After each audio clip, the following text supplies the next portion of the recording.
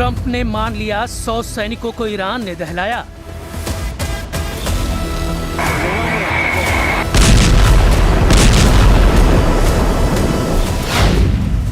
Trump ने कबूल कर लिया, ईरान ने 10 दोस्त देशों को पीट डाला।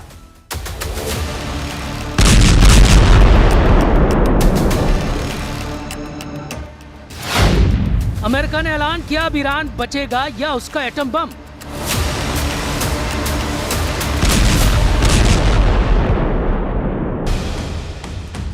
लेकिन ईरान बातें कम, हमले ज्यादा कर रहा है। ईरान ने फिर से कुवैत के एनर्जी और पानी के इंफ्रास्ट्रक्चर पर भीषण बमबारी की है। कुवैत ने जानकारी दी कि उसके बिजली और डिसैलिनेशन प्लांट पर भयानक हमला हुआ है। लगातार चौथे दिन ईरान ने कुवैत पर कहर ढाया है। कुवैत की तरह ईरान 5 देशों को कुचल रहा है। लेकिन अमेरिका की मार भी बड़ी डरावनी है। सुपर पावर ने अपने विनाशकारी हथियारों को युद्ध में झोंक दिया है।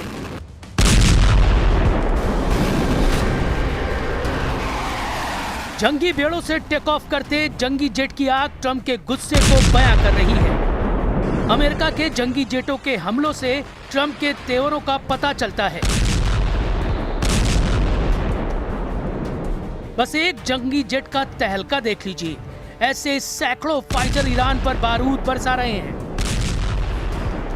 ये हमले इतने सटीक हैं कि बचने की कोई गुंजाइश नहीं है।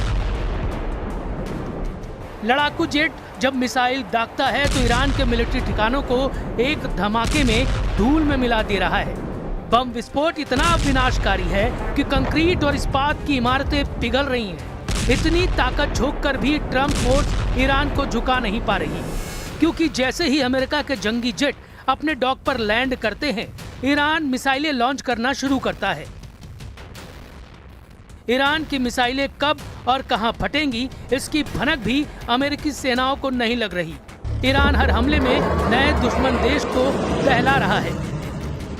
ईरान ने बहरीन में शेख ईसा मिलिट्री बेस को ड्रोन धमाकों से दहला दिया है। अमेरिका के 5वें बेड़े के अहम ठिकाने के ऑपरेशन सेंटर तबाह कर दिए गए हैं। जॉर्डन में ईरान ने अमेरिका के 20 ठिकानों पर तबाही मचाई है। जॉर्डन के अल अजराक में ईरान ने 20 इमारतों को जमींदोज कर दिया है। जॉर्डन ने जानकारी दी है कि 5 विस्फोटक ड्रोन वक्त रहते ढेर कर दिए गए, नहीं तो हमले में बहुत ज्यादा नुकसान होता। कुवैत और संयुक्त अरब अमीरात में ईरान की मिसाइल आंधी अभी भी रुकी नहीं है। मतलब ये कि अमेरिका ईरान युद्ध अब उस मोड़ पर है जहां फैसला सिर्फ मैदान में होना बाकी है, क्योंकि आसमानी लड़ाई में ईरान भारी पड़ रहा है। अमेरिकी हमलों के जवाब में जॉर्डन में जो हमले किए गए, उसमें 2 अमेरिकी सैनिकों की मौत हो गई, 1 लापता है। हालत यह है कि सीज फायर खत्म होने के 10वें दिन अमेरिका ने ईरान के बंदर अब्बास और बंदर लेंगेह में जबरदस्त हमला किया। तस्नीम न्यूज की रिपोर्ट में यह दावा किया गया। इसके अलावा चाबहार में भी अमेरिकी मिसाइलों ने हाहाकार मचाया। जवाब में ईरान ने कुवैत में आरिफजान बेस पर तैनात अमेरिकी हाइमार्स मिसाइल सिस्टम पर अटैक किया। जॉर्डन को भी निशाना बनाया गया। जॉर्डन की राजधानी अम्मान में हवाई हमले के अलर्ट के बाद सायरन बजने शुरू हो गए। IRGC का दावा है कि बहरीन में उसने अमेज़न के डेटा इंफ्रास्ट्रक्चर पर क्रूज मिसाइल से हमला किया। इस बीच खबर है कि ईरान ने हॉर्मुज में 2 तेल टैंकर उड़ा दिए हैं, यानी जंग खतरनाक मोड़ पर है। न अमेरिका रुक रहा है, न ईरान झुक रहा है। इस चक्कर में पश्चिम एशिया में हड़कंप मचा हुआ है। ईरान के खातम अल अंबिया सेंट्रल हेडक्वार्टर ने युद्ध में बड़ी जीत की तरफ बढ़ने का दावा तक कर दिया है। مرکزی خاتم الانبیا در این پیام با اشاره به شکست‌های پی در پی دشمنان در جنگ نظامی و نقشه شوم و متوهمانه آنان برای ایجاد شکاف و تفرقه بین مردم و مسئولان به دشمن جنایتکار، عهدشکن و حیله‌گر آمریکایی هشدار داد هر گونه طمع ورزی، زورگویی، تمامیت‌خواهی و وحشیگری با پاسخ قاطع و ویرانگر رزمندگان مومن، شجاع و مقتدر در نیروهای مسلح ईरान की स्ट्रेटेजी बहुत तगड़ी है। ईरान अब दुबई जैसे हाई प्रोफाइल शहरों को टारगेट करने की धमकी दे रहा है। उधर ट्रंप फोर्स को जॉर्डन में मिले झटके से उबर पाना मुश्किल हो रहा है। वॉल स्ट्रीट जर्नल के मुताबिक जॉर्डन में जिस तरह से ईरान ने अमेरिकी सैन्य ठिकानों पर सटीक हमला किया है, उससे अमेरिका हैरान है। अमेरिका को लग रहा था कि चीन के इनपुट से ईरान ने हमला किया है, लेकिन अब इस्लामिक रेवोल्यूशनरी गार्ड ने दावा किया कि जॉर्डन के अंदर से उन्हें मदद मिली है। वही जॉर्डन ईरान के दावे पर टोटल साइलेंट हो गया है, जबकि ईरान में अमेरिका की पिटाई पर जबरदस्त जोश दिखाई दे रहा है। तेहरान की गलियों में बैनर पोस्टर के जरिए ट्रंप को हराने का ऐलान किया जा रहा है। तेहरान में बैनर पर ट्रंप का मखौल उड़ाने वाली तस्वीरें दिखाई जा रही हैं, जिसमें उनके दिए गए नारे के चिथड़े उड़ाए गए हैं। एक तरफ ईरान अमेरिका पर दबाव बनाने का कोई मौका नहीं छोड़ रहा, तो दूसरी ओर कुछ अमेरिकी अधिकारियों के दावों से भी ट्रंप का हौसला पस्त हो सकता है।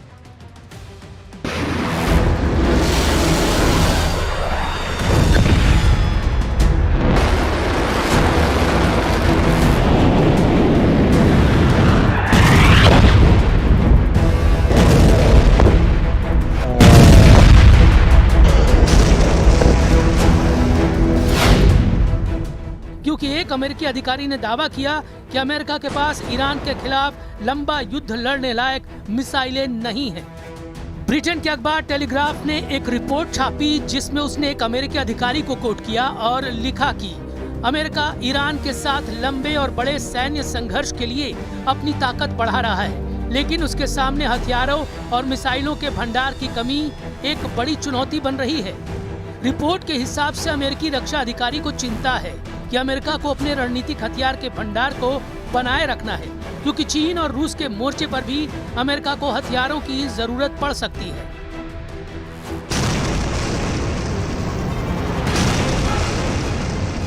अब अमेरिकी सेना ईरान के हमलों से खौफजदा है। जब ईरान अमेरिका को ग्राउंड ऑपरेशन के लिए ललकार रहा है, तब हथियारों की किल्लत की रिपोर्ट डबल झटके से कम नहीं। लेकिन ट्रंप का मूड खराब करने वाला एक बयान इजराइल से भी आया है। इजराइल के विदेश मंत्री बेजलेल स्मोट्रिच ने घोषणा की है, अब उनकी सेना ईरान युद्ध में शामिल होने के लिए तैयार नहीं है। स्मोट्रिच ने दावा किया कि मौजूदा हालात इजराइल के लिए सबसे अच्छे हैं, इसलिए वो ईरान में अपनी ताकत जाया करने की जगह हमास और हिजबुल्लाह का सफाया करने में लगाएगा। हालांकि इसके पीछे ईरान से आए मोसाद के इंटेलिजेंस को माना जा रहा है, जिसमें बताया गया है कि ईरान ने एटम बमों की लैब एक्टिव कर दी है। मोसाद ने रिपोर्ट दी है कि ईरान ने पिछले साल अपने यूरेनियम संवर्धन सेंट्रीफ्यूज को पिकैक्स माउंटेन के नीचे गहरी सुरंगों में पहुंचा दिया था। बीते साल जून में 12 दिनों तक चले इजराइल ईरान युद्ध के बाद यूरेनियम सेंट्रीफ्यूज को बेहद सुरक्षित पिकैक्स माउंटेन ट्रांसफर कर दिया गया था। पिकैक्स माउंटेन, जिसे माउंट कोलांग भी कहते हैं, ईरान का सबसे सुरक्षित परिसर है। ये ईरान के नतांज यूरेनियम संवर्धन केंद्र के पास है, जहां पर 2 गहरे भूमिगत सुरंग नेटवर्क हैं। ये सुरंगें अमेरिका के सबसे शक्तिशाली बंकर बस्टर बमों की पहुंच से भी बाहर है।